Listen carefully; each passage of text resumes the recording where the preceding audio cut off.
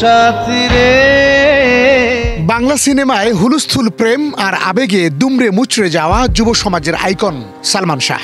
90 দশকের শেষ ভাগে তুমুল জনপ্রিয় হয়ে ওঠা এই নায়কের সুপারহিট অভিনয়ে নাকানি চুবানি খেয়ে পড়ে চলচ্চিত্র জগতের আনকোড়া আধমরা সব অভিনেতা অভিনেত্রী।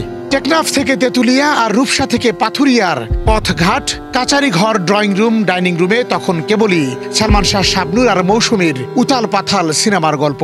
তোমাকে চাই শুধু তোমাকে শোনাবে যে গান সুরে ভরে। ঢালিউড পাড়ার এই শোরগোল সরাসরি হিট করে তরুণ তরুণীদের পড়ার টেবিল, স্কুলের ক্লাসরুমের ফাঁক গলে, মেঠো পথ, নদী তীর কিংবা পুকুর ঘাট থেকে শুরু করে গ্রামীণ অববাহিকার হাট বাজারের অলিতে গলিতে। ও সাথী রে। উপজেলা ও জেলা শহরের মিতালি সিনেমার রূপালী পর্দায় রোমান্টিক দৃশ্যে বুঁদ হয়ে থাকার গল্প আরও আবেগপ্রবণ করে তোলে নতুন প্রেমে হাবুডুবু খাওয়া যুবক যুবতীর অন্তরে অন্তরে।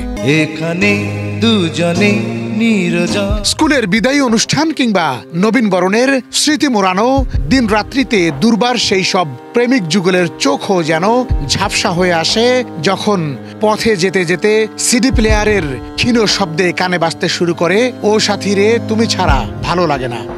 তুমি ছাড়া ভালো সেই সব মান অভিমানের রেশ কাটতে না কাটতেই আকস্মিকভাবে হারিয়ে যান বাংলা সিনেমার এক কিংবদন্তি প্রেমের উপাখ্যান সালমান শাহ। হঠাৎ করেই খবর আসে সালমান শাহ আর নেই। বাংলাদেশের হৃদয় ভেঙে না ফেরার দেশে চলে যাওয়ার খবর সহ্য করতে না পেরে আত্মহত্যার পথ বেছে নিয়েছিল অসংখ্য ভক্ত অনুরাগী। সেই নায়ককে ঘিরে একের পর এক রহস্য ঘনীভূত হচ্ছে। সালমান শাহ 1996 সালের 6 সেপ্টেম্বর মারা যান। দীর্ঘদিন ধরে মৃত্যুর প্রকৃত কারণ নিয়ে জল্পনা কল্পনা চলতে থাকলেও তদন্তের জন্য কোনো কার্যকর পদক্ষেপ নেওয়া যায়নি।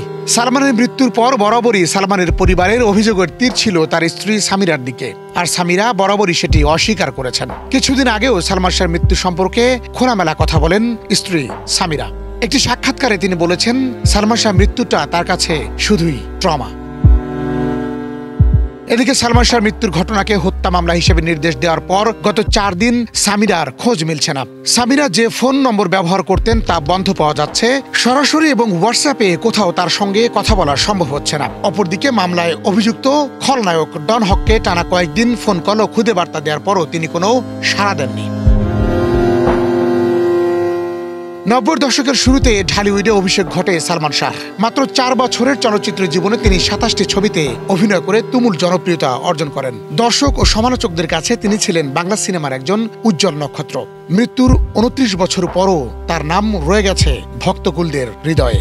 সম্প্রতি আদালতের নির্দেশ ও মামলার পুনরুজ্জীবনের খবর প্রকাশিত হওয়ার পর তার ভক্তদের মধ্যে এক ধরনের উত্তেজনা ও আশার অনুভূতি দেখা দিয়েছে। সালমান শাহর সমর্থকরা দীর্ঘদিন ধরে এ হত্যাকাণ্ডের নেপথ্যের রহস্য ও সত্য উদ্ঘাটনের অপেক্ষায় রয়েছেন। বাতন বিপ্লব, এশিয়ান টেলিভিশন, ঢাকা।